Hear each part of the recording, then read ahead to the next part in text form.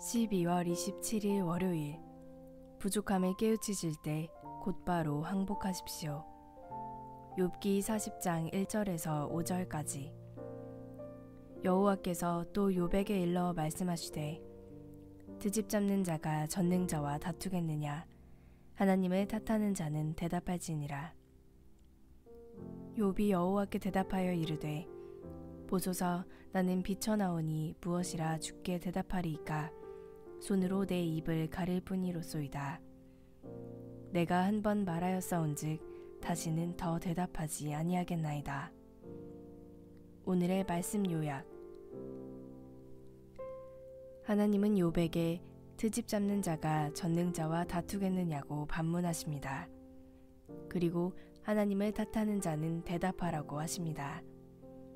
하나님이 하신 모든 질문에 대답할 수 없는 욥은 그제야 자신의 비천함을 깨닫고 손으로 자기 입을 가릴 뿐이라고 말합니다. 그러면서 더는 대답하지 않겠다고 합니다. 본문 해설. 전능자와 다투겠느냐. 40장 1절에서 2절까지. 하나님의 발언은 욥의 탄식과 긴밀하게 연결됩니다. 하나님이 욥을 지칭하시는 두 가지 표현이 흥미롭습니다. 먼저 트집 잡는 자라고 하십니다. 이는 욥이 자신의 상황에 대해 탄식하고 줄기차게 질문한 모습을 평가하신 것으로 볼 수 있습니다. 그런데 곧이어 욥을 판결자라고 하십니다. 개역개정 성경은 하나님을 탓하는 자로 번역하지만 히브리어의 의미는 옳고 그름을 정해주는 심판자입니다. 하나님과의 소송을 원하던 욥은 하나님과 자신 사이에 판결자가 없다고 탄식한 바 있습니다.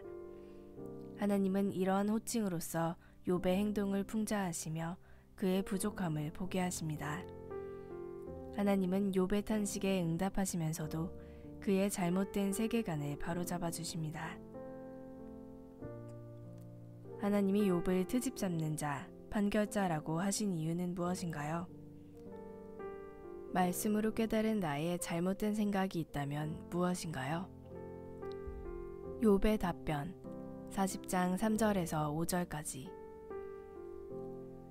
하나님의 발언에 비해 욥의 답변은 짧습니다. 욥은 나는 비천하오니 라고 고백합니다. 비천하다에 해당하는 히브리어는 가볍다라는 의미가 있습니다. 욥은 자신의 죄를 고백하거나 놀라움을 표현하지도 하나님을 찬양하지도 않습니다. 그저 허리를 묶고 대답할지니라 라는 요구에 맞서 자신이 하나님과 다툼을 벌이기에 턱없이 부족하다는 사실을 인정할 뿐입니다. 손으로 입을 가리는 행동은 신중함, 거부, 잠시 멈춤 등 다양한 의미로 해석됩니다. 다시는 더 대답하지 아니하겠나이다 라는 다짐도 그의 주장 철회를 의미하지는 않습니다. 이러한 욥의 답변에 하나님은 두 번째 발언을 준비하십니다. 대답을 요구하는 하나님의 말씀에 욥은 어떻게 반응했나요? 내 주장을 완전히 내려놓지 못했을 때 내가 하나님께 취하는 태도는 어떠한가요? 오늘의 기도.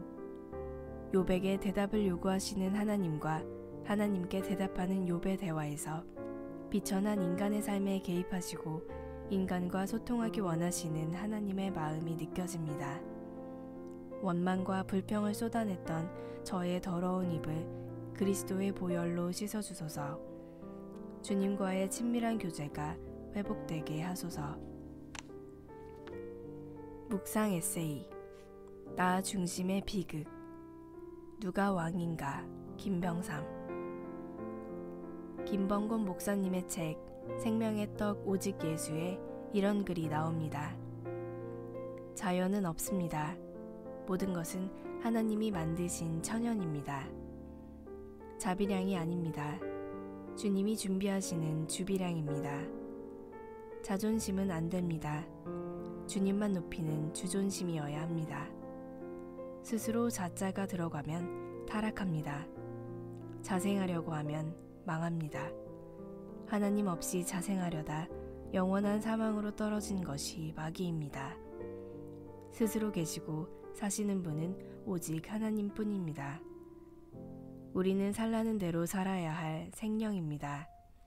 스스로가 아닌 오직 예수님으로, 스스로가 아닌 말씀과 성령으로 살아야 합니다. 우리가 잘못되기 시작하는 것은 내가 라는 말이 많아지기 시작할 때입니다. 내가 중심이 되면 하나님 앞에 섰을 때의 뜨거운 열정은 사라지고 내 말이 많아집니다. 이 땅에는 진리를 주장하는 사람이 많습니다. 그들은 자신의 말만 옳다고 합니다. 그러나 그들 가운데 진리는 없습니다. 자신이 옳기 때문에 세상의 다른 말들은 다 불의하다고 생각할 뿐입니다.